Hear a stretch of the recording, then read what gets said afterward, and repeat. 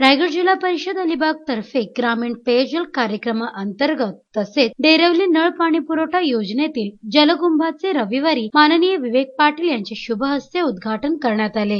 डेरवलीमध्ये पिण्याचे पाणी आणि ड्रेनेज लाईनचा प्रश्न होता, तो शेका पक्षाच्या प्रयत्नाने सोडवण्यात आला। आरोग्याच्या दृष्टीने स्वच्छ पाणी आणि ड्रेनेज हे महत्वाचे प्रश्न असून शेतकरी कामगार पक्षाच्या अथक प्रयत्नाने सोडवण्यात यश प्राप्त झाले आहे। यावेळी माननीय विवेक पाटील यांनी जलकुंभाचे उद्घाटन झाल्याचे जाहीर करीत आम्ही जे बोलतो ते करून दाखवतो, डोक्यात घेतलेले काम पूर्ण केल्याशिवाय स्वस्थ बसत नाही, असे प्रतिपादन यावेळी केले।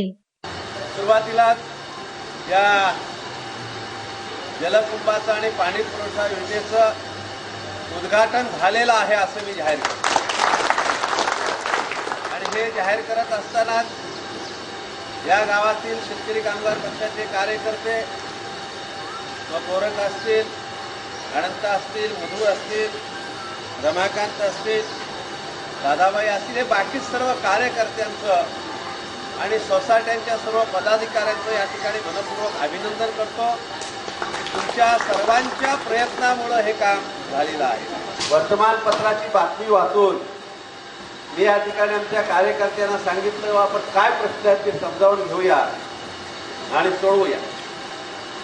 जनरली वसाहतीमध्ये राहायला आलेल्या लोकांचा असा कल असतो की आधी आमदाराकडे सगळे जातात, माझ्या आमदाराकडे सहसा कोणी येत नाही। आणि म्हणून मी स्वतःहूनच आपल्यापर्यंत आलो, काय प्रश्न आहेत ते तुमच्या बैठकीमध्ये समजून घेतले आणि त्याचा कसा मार्ग काढावा ह्यासाठी रमाकांतच्या घरात मला वाटतं आपण बसलो आणि त्या ठिकाणी प्रश्न कसा सुटू शकेल याची माहिती या ठिकाणी कार्यकर्त्यांकडे घेतली आणि ती घेतल्यानंतर त्याच्या कार्यवाहीला सुरुवात झाली।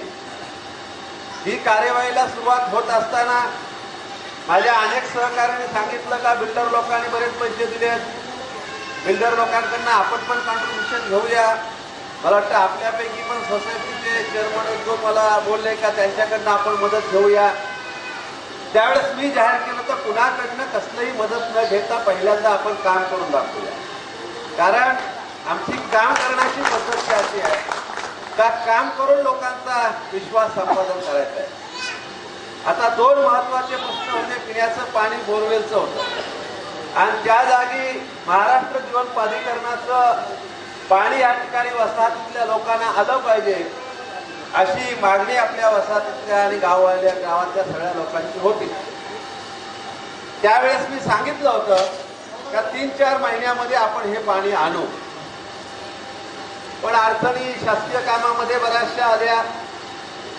आपल्यापैकी एक चेअरमन पण बोलले, ती गोष्ट खरी आहे, कॉन्ट्रॅक्टरांचा पण त्याच्यात मंदगती आहे। आजचा कार्यक्रम शेवटी कॉन्ट्रॅक्टरला आणि अधिकाऱ्याला बोलून सांगितलं, मला माहित नाही, मी रविवारी येणार, पाणी इथं आलं पाहिजे। आज ही टाकी जरी बांधलेली असली तर एकंदरीत वाढलेल्या सोसायट्यांची लक्षात घेता, कारण सर्वसाधारण शासकीय नियमाप्रमाणे 20 वर्षाची 25 वर्षाची पुढची वाढ गावाची लक्षात घेऊन त्या ठिकाणी योजना राबवली जाते। पण आपल्या ह्या परिसरामध्ये 25 वर्षाची वाढ 2च वर्षात होते आणि मग सारी योजना फेल्युअर होतात। त्याच पद्धतीनं आज हे पाणी किती पुरते ना पुरते मला माहित नाही, पण मी वसाहतवाल्यांना या ठिकाणी सांगू इच्छितो, जर ही टाकी अपुरी पडणार असेल, ही पाईपलाईन अपुरी पडणार असेल तर ह्याच्या जोडीला दुसरी टाकी बांधल्याशिवाय मी ठेवणार नाही।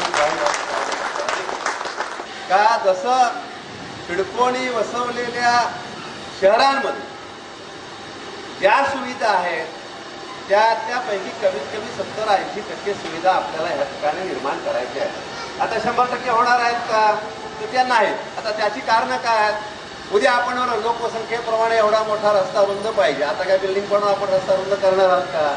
जो आहे त्या रस्त्यावरच आपल्याला भागवावं लागणार। पण पिण्याचं पाणी, ड्रेनेज, त्याचबरोबर आपल्याला गार्डन, त्याचबरोबर रस्ते, स्ट्रीट लाईट, ही जी व्यवस्था आहे या व्यवस्था मात्र आपल्याला 100% पूर्ण कराव्या लागतील। आणि तुम्हाला ग्वाही देतो की ही कामं आम्ही जे बोलतो ते करतो आणि त्या पद्धतीनं जे डोक्यामध्ये घेतलेलं आहे ते पूर्ण केल्याशिवाय आम्ही स्वस्थ बसत नाही आणि तुमच्या बाबतीत सुद्धा बसणार नाही। ही ग्वाही या ठिकाणी मी निश्चितपणे आपल्याला देत आहे. यावेळी पनवेल पंचायत समितीच्या सभापती कविता पाटील, सदस्य राजश्री भोपी, माजी सभापती काशीनाथ पाटील, उसरली खुर्दचे माजी सरपंच विश्वनाथ भगत, सरपंच मनीषा वाघमारे, माजी उपसरपंच मधुकर पाटील, आर.डी. घरत, एकनाथ भोपी, सीताराम पाटील, बबन विश्वकर्मा आदी मान्यवर उपस्थित होते.